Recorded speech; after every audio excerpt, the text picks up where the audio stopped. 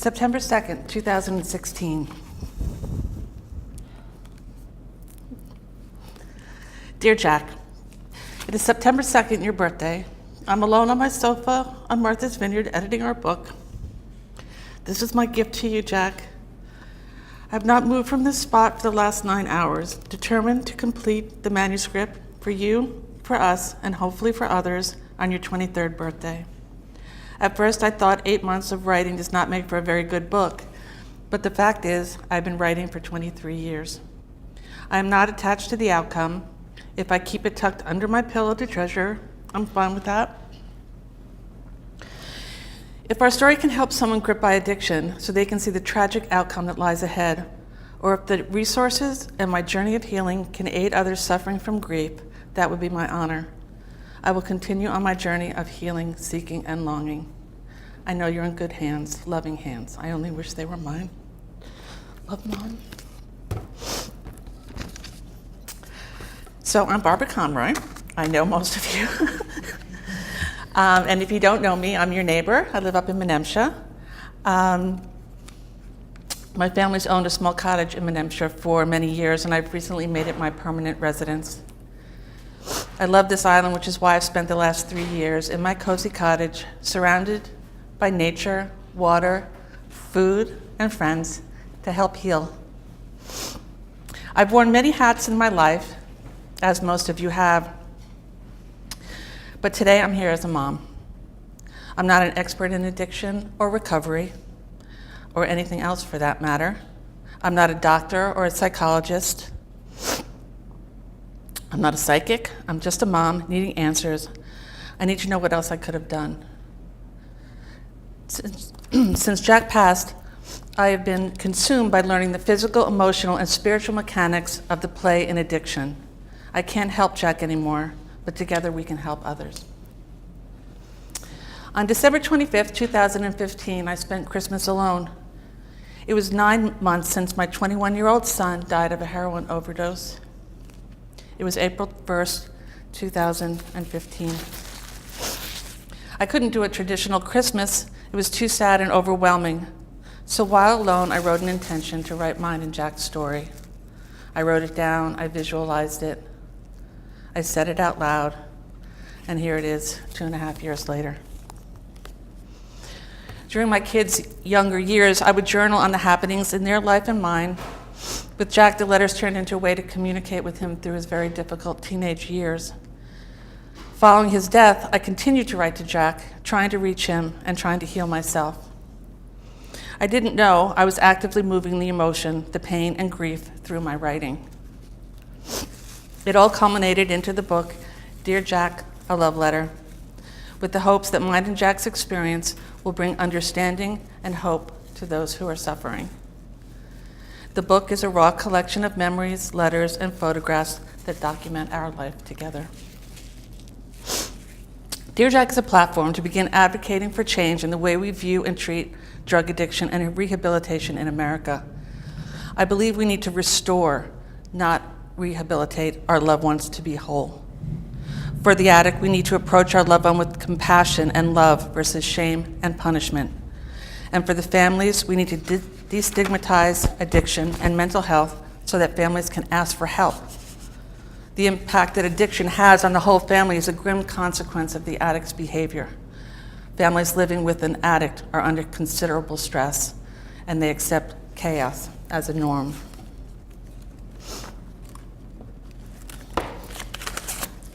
June 22nd, 2009. Dear Jack, I'm having difficulty finding the words to capture the feelings I have. I struggle to find you in all the behaviors that surround you. I know in your soul, mothers know. I know that the gifts you have been blessed with include strength and beauty, agility, deep goodness, compassion, wisdom, and an uncanny ability to figure things out. These qualities that are true to your soul have been overshadowed by behaviors that are dark, like a cloud that covers the best of you. I'm profoundly sad and afraid. You have so much to offer and are capable of great things. You will not reach your full potential following the path of destruction that you are choosing. I love you. So families try everything, often without enlisting help of friends and loved ones that they so desperately need. If your child had cancer, you would seek support and people would stop by with prepared meals. But with addiction, it's different. I believe it's because the general population is uninformed. So what is addiction? I spent the last 2 years trying to understand. I wasn't able to research all the options for Jack's care. I did not have the wherewithal. I sought out the experts and followed their advice. I had my finger in the dike. Life was crazy, scary, and chaotic, and I was trying to keep Jack and myself alive. I was not alone on this journey. The following statistics are from 2016, so I could have a level comparison. But in Martha's Vineyard, the ER staff reported they treated 45 people from opioid overdose almost once per week. 3 opioid deaths on Martha's Vineyard. And in Massachusetts, 1,933 opioid deaths in the state. And then in the United States, 64,000. These statistics do not include how many people were revived with Narcan or how many people died due to complications like hepatitis C from needles or bacterial infections. When people die from these causes, the connection to opioid use is often not reported in the public record. 350,000 Americans died from opioid overdose in the last 15 years, reported by the PBS NewsHour. Dr. Gabor Mate is a Canadian physician, author, renowned speaker, specializing in childhood development, trauma, addiction, and lifelong impacts on physical and mental health. He says this: addiction is a response to human suffering. It is not a moral defect. It is not a weakness in character.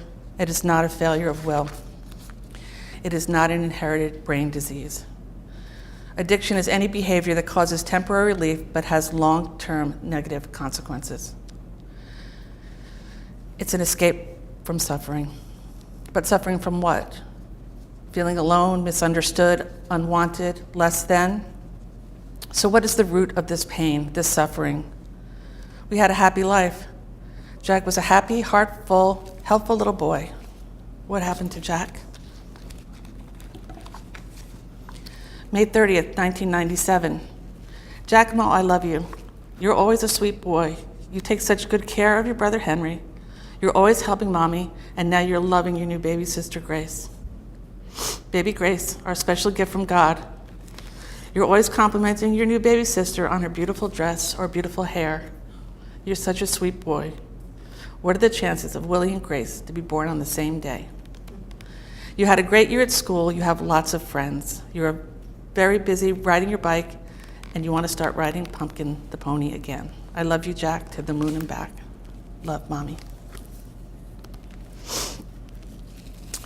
It wasn't until I closed the pages of this book for good that I had some clarity to dive into these difficult questions. The first realization came as I prepared a list of resources for those suffering. I have a section on addiction and recovery and grief and healing in the book. But while compiling the list of websites, books, YouTube videos, articles, I realized the lists for recovery and healing were the same. Jack and I were suffering from the same condition. It was a disconnection with ourselves.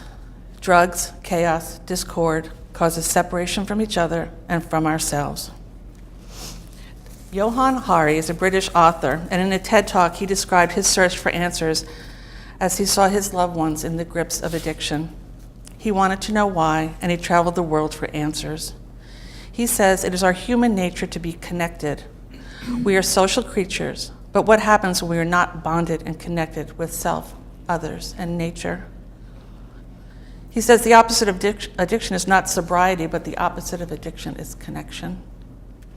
He describes an experiment conducted by Bruce Alexander, a professor of psychology in Vancouver.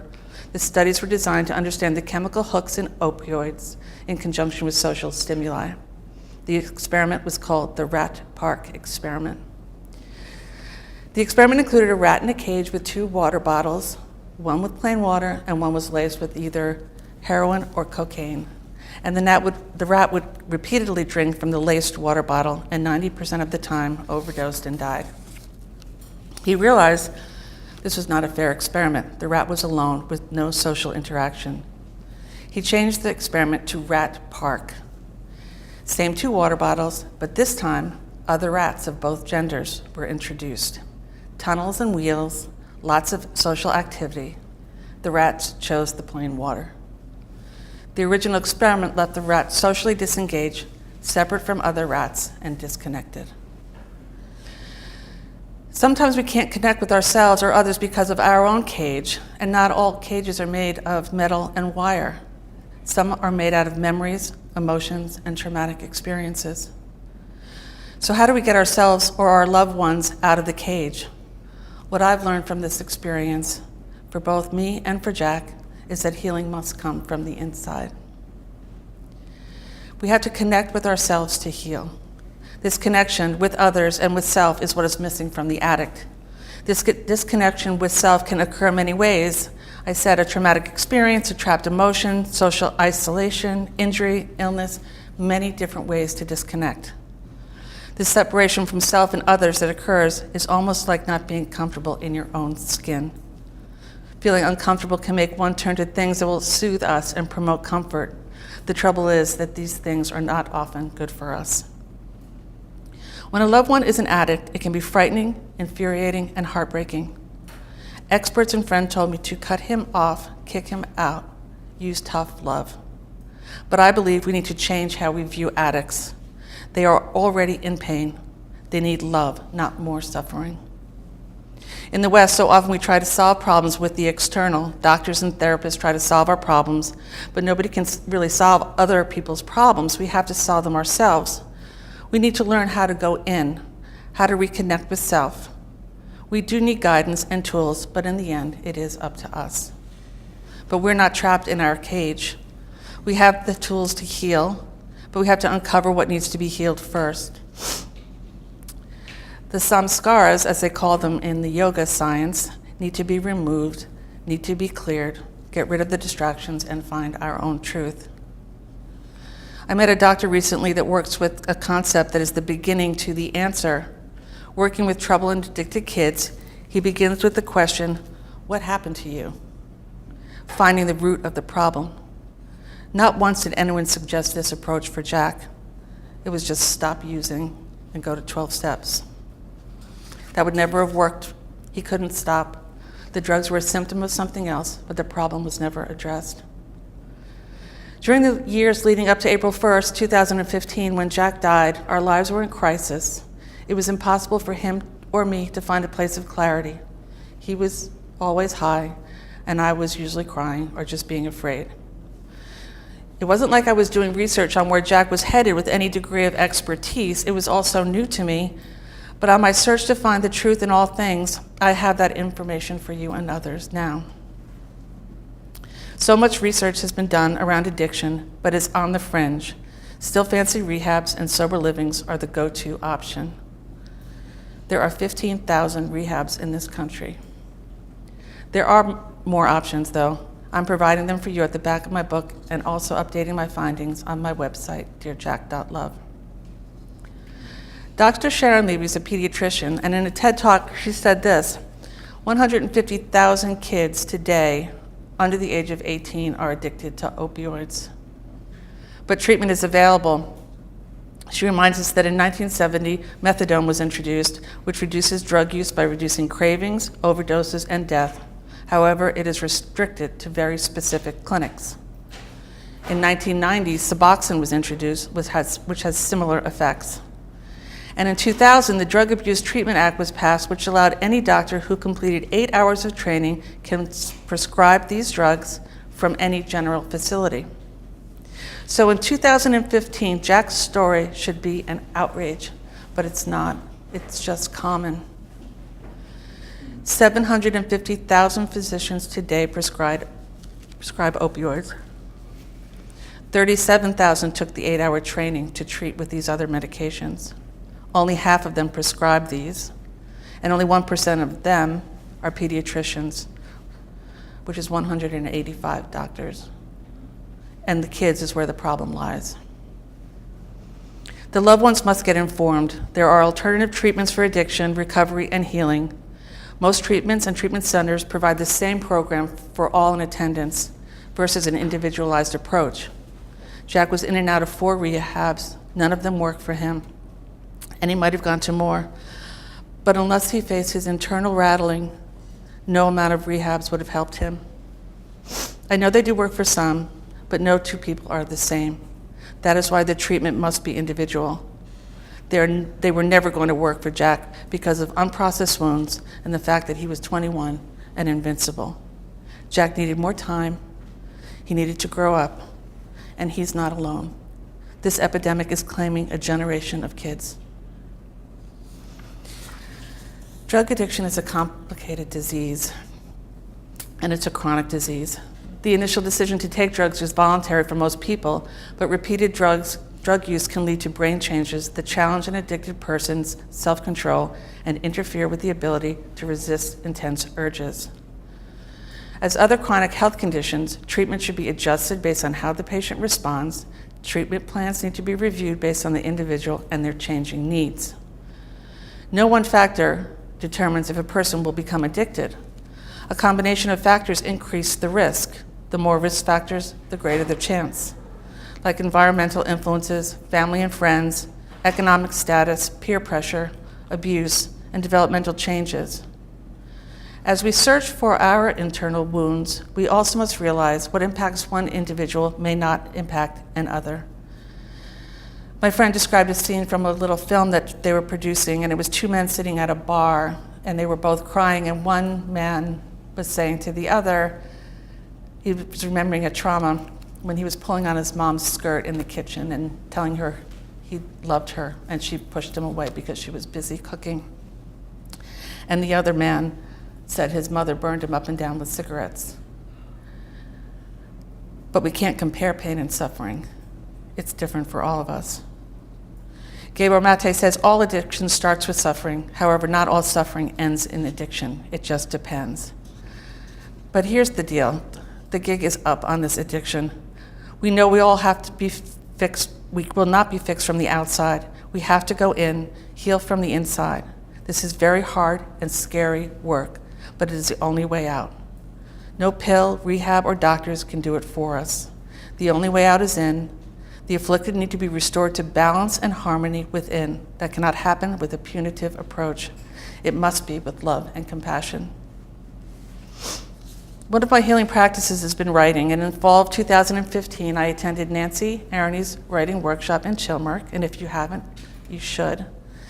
It was a wonderful experience writing to a prompt, trying to clear my own scars, and one of the prompts was something like this: what I didn't tell you then, ... I was afraid to write it, but writing it 3 years later, it looks a little different. What I didn't tell you then, that there were real experts that no one was talking about: Dr. Gabor Mate, Bruce Alexander, and Johan Hari.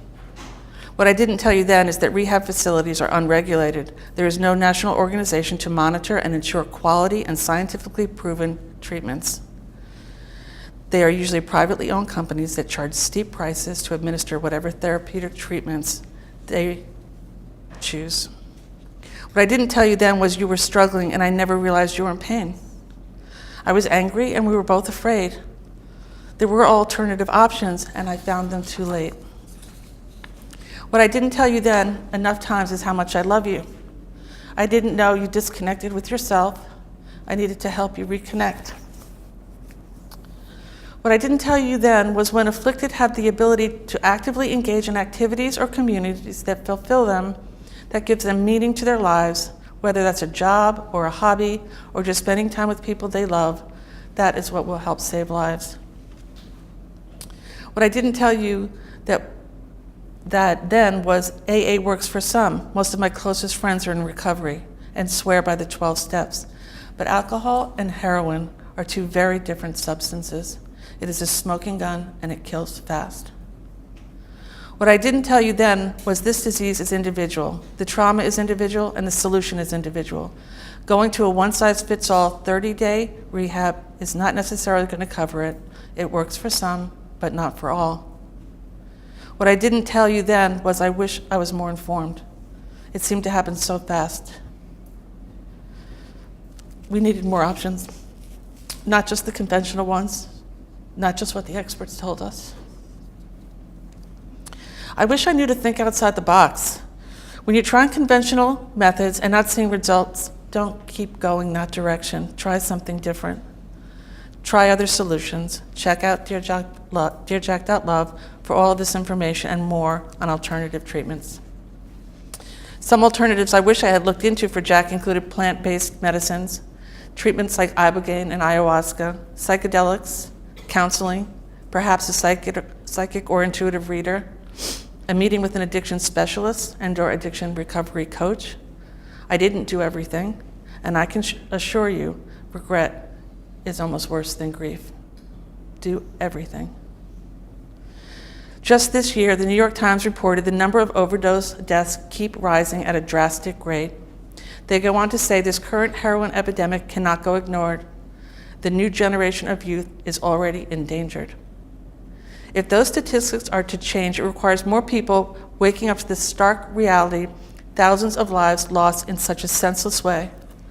Drug rehabilitation and heroin treatment for drug addicts must be a national concern and focus. The crisis needs to end. Organizations like Shatterproof are attacking this at a national level. This is from their website.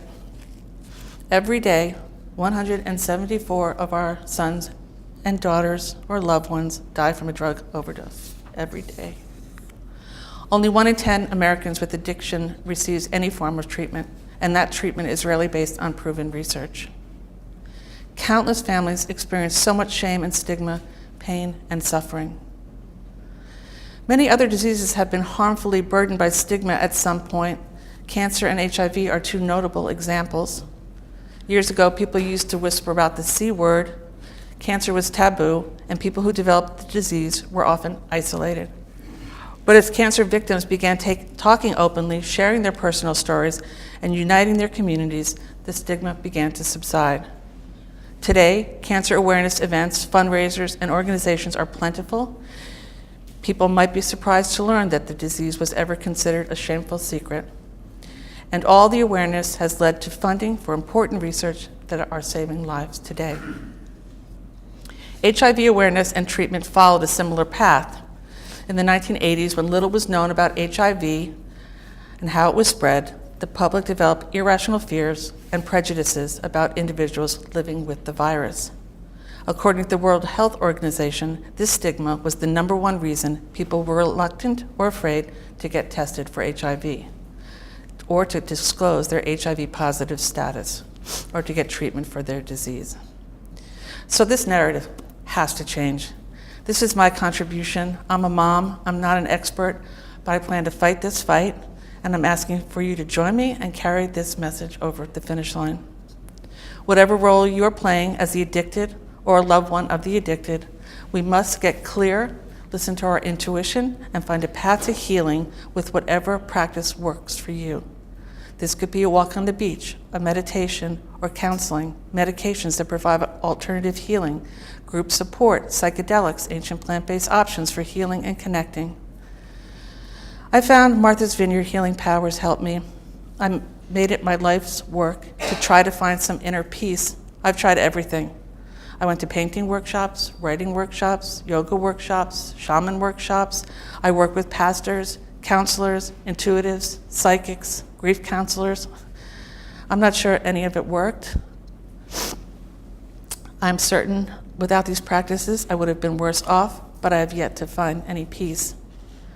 I found the lost connection with myself, however, and I need to offer some compassion to me, like I would for a friend.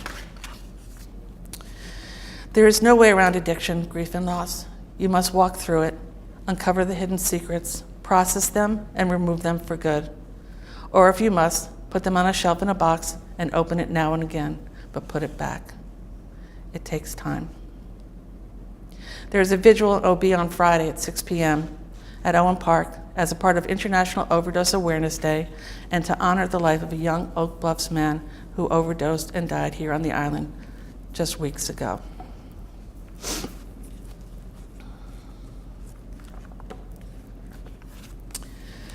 This, my love, is the final love letter, one I never wanted to write. Dear Jack,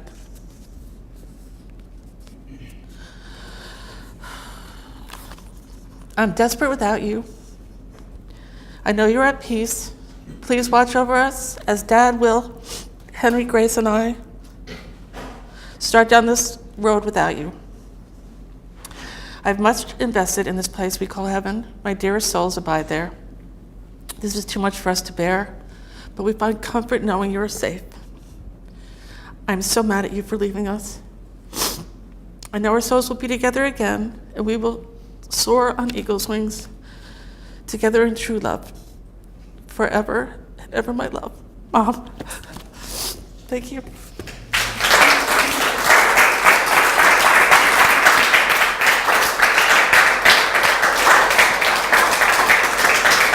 Sorry.